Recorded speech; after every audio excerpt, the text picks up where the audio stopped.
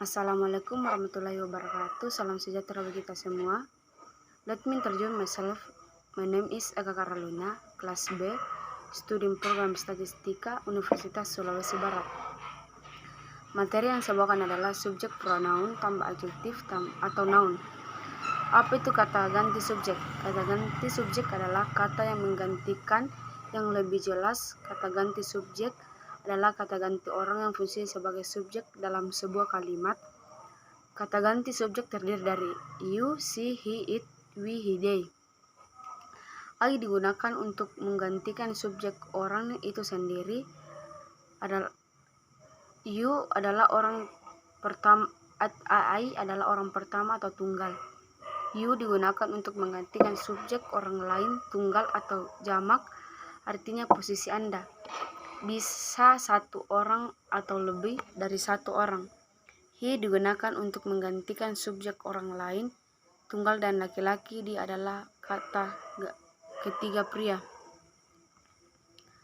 She digunakan untuk mengganti subjek orang lain, tunggal dan perempuan. Dengan kata lain, dia adalah orang ketiga perempuan tunggal.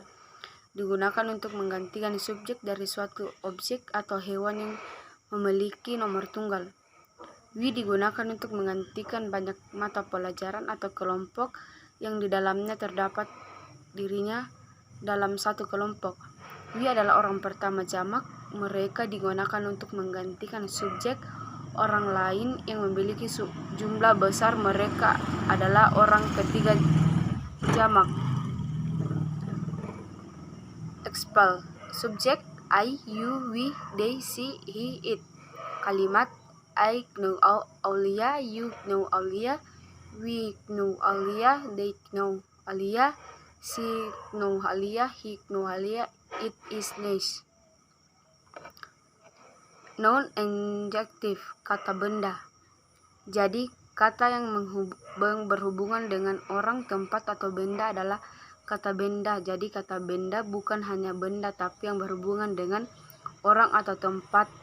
Mereka adalah kata benda. Ada dua jenis kata benda. Pertama, kata benda umum adalah kata benda umum. Dua, kata benda yang tepat adalah kata benda yang lebih spesifik. Adjektif atau kata sifat. Kata sifat yang berfungsi untuk menaikkan kata ganti atau kata benda dalam suatu wacana dimasukkan dalam salah satu bagian tuturan bahasa Inggris. Bentuk sederhana dari kata sifat hanya satu kata fase, sehingga disebut fase kata sifat. Contoh, many you girls. Many is a modifier, you girls an adjective. Jenis-jenis adjektif. Sebenarnya ada 6 jenis kata sifat, namun di sini saya hanya akan membahas 2 jenis saja. Yang pertama, kata sifat yang tepat adalah kata sifat yang menjelaskan suatu objek dengan kata benda atau nama tertentu. Kata sifat yang tepat ini harus dimulai dengan A atau huruf kapital.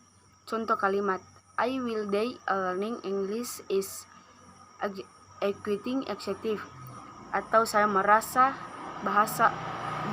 belajar bahasa Inggris itu menyenangkan.